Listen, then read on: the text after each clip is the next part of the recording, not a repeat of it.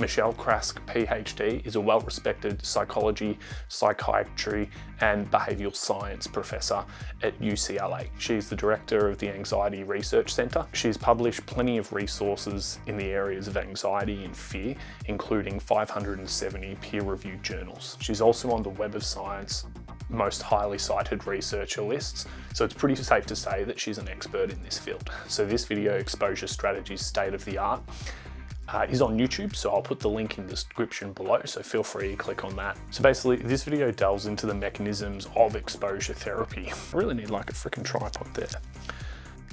Maybe I'll even try that. Hopefully this doesn't fuck the camera too much.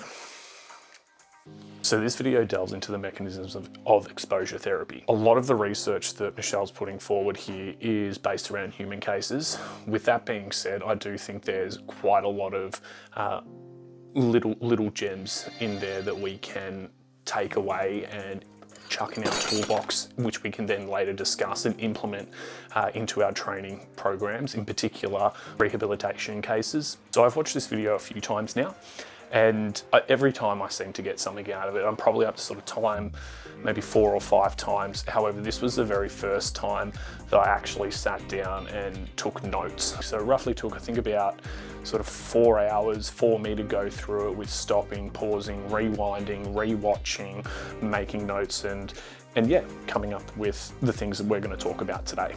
If you are going to watch this video, and if you do choose to watch this video, please block out some time for it because it is well worth it. So how does exposure therapy work, and how can it help with these types of behaviour problems?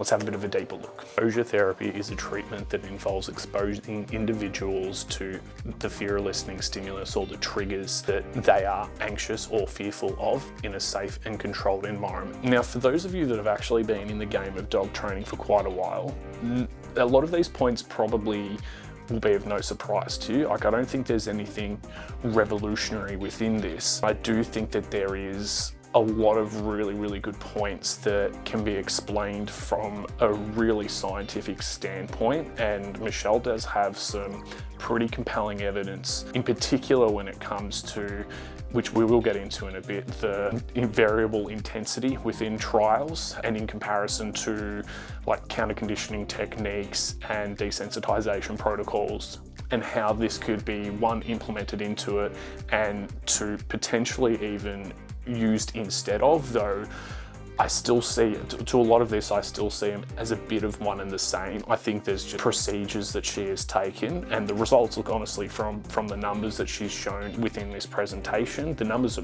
pretty cool and pretty good. One of the key elements of exposure therapy is creating a hierarchy, what they call here, of feared stimuli. I think this is a really good practice to get into, especially when you're dealing with aggression cases.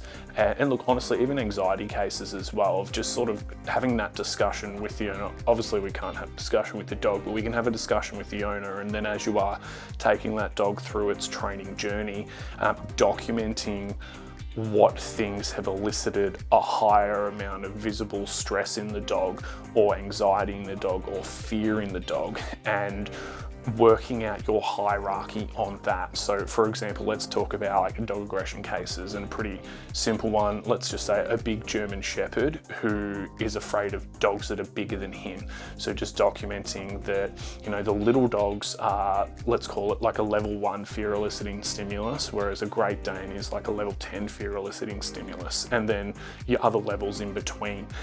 And I think that makes it quite clear for us as trainers, but also for our clients and the people who are really rehabilitating the dogs, that they're able to really think about it from a technical and a logical perspective. One thing I always sort of joke with a lot of my clients is, by the end of the rehabilitation program, you're essentially going to be a bit of a dog trainer yourself. You're going to know more than the average Joe whose dog doesn't have any of these issues, because they have to. The next element, I suppose, of exposure therapy is gradual exposure over time. So this is where like the desensitization side of things comes into play. So one of the examples that I thought of when I was writing the script out for this was thunderstorms. For example, you've got a dog that's fearful of storms, right? You play storm sounds or the thunderstorm on YouTube to the dog, and a really easy way of thinking of this as well, you just turn the volume up as the dog increases its acceptance of that particular stimulant. Let's say, for example, you start at 10, volume 10, then the next day you go to volume 11, then the next day volume 12, the next day volume 13, and so on and so forth, and so on and so forth. That's the idea of gradual exposure over time, is it's just starting at a level that's feasible and achievable for the dog, and then gradually increasing that in the idea of moving that threshold higher and higher and higher and higher. So again, that all sounds pretty much common sense, I would say, for most of us who have been in the game of dog training for some time now, especially if you've done any sort of higher level learning courses. All right, so now I'm going to talk about the parts that really stuck out to me and the things that I really took away from Michelle and this video. So those 6 things are variability, attention, retrieval cue, coping techniques, violation of expectations, and overlearning.